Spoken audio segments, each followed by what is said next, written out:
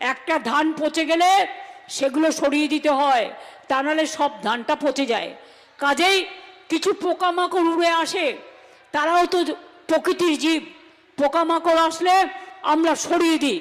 কিছু পোকামাকড় থাকবেই, জগৎ চলবে, জীবন চলবে, দেশও চলবে, বাংলাও চলবে। কিন্তু পোকামাকড়কে আমরা সরিয়ে দিয়ে আমরা আমাদের কাজটা করব নিজেদের মতো করে। কি বিশ্বাস আছে তো?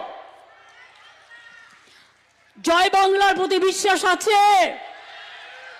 সম্প্রীতির প্রতি বিশ্বাস আছে?